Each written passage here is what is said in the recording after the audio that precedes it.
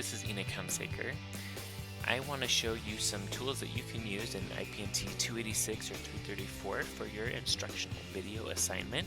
I'm just going to kind of preview some of my favorite features about several different tools, and hopefully this will help you determine which tool you want to use for your instructional video. The first tool I'm going to go over is Adobe Spark. This is a free and fully online tool, and creating a video is really as easy as creating a slideshow. You can start from scratch, or you can use a template. Some of the templates that you can see are right along here, and you can change this theme or template at any time throughout your project, and it will update all of the elements of your animated slideshow or video. You only have 4 layouts to choose from, but the nice thing about that is they're layouts that work, and it's really hard to mess them up. You can add videos or photos. You can add even icons and text on top of those things. One of my favorite things about this is that you can, within the program, search for any media that you want to add to your project, and it will search Creative Commons media for you. You can add that into your show, and it will actually automatically credit this photo in Creative Commons for you. My other favorite thing about this is that they have a great icon library, and they can really make your video look pretty cool. You can see some of these slides that I've created. Recording audio in Spark is very easy. You just click on this button and talk. And one of my favorite tools is Stupeflix. Stupeflix is a relatively new tool, and because of that, it's not always the most stable. Sometimes features change from one day to the next. But what I do like about Stupeflix is the importing options.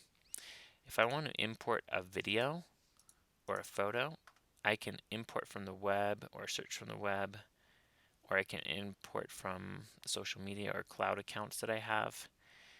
My very favorite thing, though, is that if I have a YouTube video that I want to import, I can just copy and paste that URL directly in, and it will import it for me. Adobe Spark has a 30-second time limit for videos that you input, but Stupeflix does not have any kind of time limit. It is kind of, both Adobe Spark and Stupeflix are limited. In fact, there's virtually no audio, visual, photo, or video editing or animation that you can do. Spark is very theme controlled, so it will move things around based on the theme. This one is not. You cannot overlay text on top of video.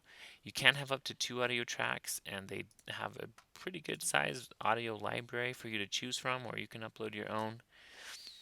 But they aren't very versatile tools. If you want to do something quick, or if you have an assignment for a class, they're great options, especially because they're cloud-based and always available. But if you want to get a little more detailed in your video, they may not be the best options for you. iMovie is a great option, especially for Mac users. You can see kind of the way this is laid out. You've got your imported media up here. You can drag and drop things in that you've downloaded, then just drag them into your timeline. It's very simple. There's no video limit. You can record just like you can in Adobe Spark. You can record your narration.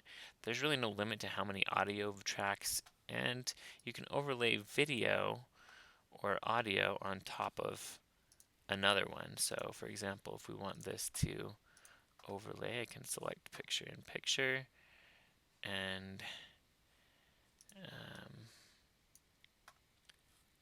then this will show up for me as a picture inside of that, which I can then move around. I can adjust the size of it. I can even, one of my favorite things about iMovie is this Ken Burns feature, where you can change how this picture is animated, and it will show up for you based on, will slide and move based on exactly how you set that up. Obviously, you've got some great audio video editing features. For example, on this video, I can do what's called apply a filter. I can change it to a negative view. I can also change this to any number of filters, which I can also do with photos. And I can fade audio in and out with this little slider here, which is a very convenient thing. iMovie is a great choice if you have a Mac. Saving to an external source can be a bit tricky and cause some frustration for students. So if you do decide to use iMovie at one of the Tech Lab computers or the library, get help so that we can help you be successful in that process. Another one of my favorite tools is WeVideo. Like Spark and Stupaflix, it's fully online, so you don't have to worry about saving or anything like that. And it's got basically the same functionality as iMovie. It looks very similar in a lot of ways. You can have as many video and audio tracks as you want. You can fade in and fade out the audio. In fact, a lot of things that it does I like better than the iMovie options, like this ability to change levels very quickly and easily on your audio track, or like the ability to manipulate overlaid text in very versatile ways that iMovie, while it has a lot of options for text, doesn't do quite as well as WeVideo in my opinion. The only disadvantage to WeVideo is that it is primarily a paid program. It ranges anywhere from $5 a month to about $16 a month. You can do a one-time project for $30. There is, however, a free version that allows you to create a video, and it only allows you to publish 5 minutes a month. It is going to have this WeVideo watermark in the top corner, but that free option still could be a good option for you in this class. YouTube Editor is another free and fully online tool. It doesn't have the same versatility that iMovie and WeVideo does, but let me show you some of my favorite things about this one. Here you can see the videos, all the videos that you've uploaded onto YouTube, so you can import those really easily. You can also import photos. They have a great music library, including sound effects as well. They also have quite a few transitions, which is something that Spark and Stupaflix do lack. They have text options. There's not as much versatility as in WeVideo, but it's pretty good. One of my favorite things is that you can import directly Creative Commons videos that are also on YouTube. Uploading your own audio gets a bit tricky, but they do have a large library that you can choose from. Some cool things about here is that YouTube Editor actually allows you to adjust the individual components of your audio. So that's kind of a new feature that isn't in some of the other programs. And another thing that I like about YouTube Editor is that you can overlay text, which Stupaflix does not allow you to do. The major drawback to YouTube is that you can only have one and only one audio track at a time. There's no narration tool.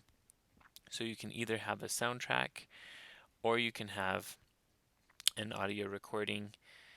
I suppose you could use a different program to mix together something for both of them, but then it can get tricky syncing that up with the video.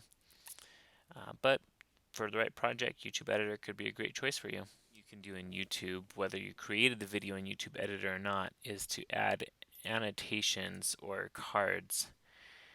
Annotations allow you to add things like a speech bubble, a note, a title, a spotlight, or a label.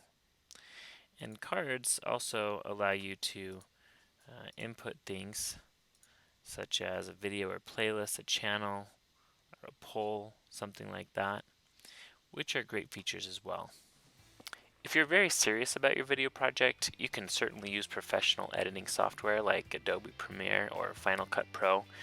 These programs do tend to have a bit of a steep learning curve, and it's not necessarily very likely that you will have access to these at school, or that they would make a good program for a student project in the secondary or elementary level. But on the other hand, you should be able to do just about anything you want to in these programs, and if you already know iMovie or another video editing program, this may be the right choice for you. I hope you've enjoyed this video and that it's helped you decide what video creation tool you're going to use for your project. Thanks for watching.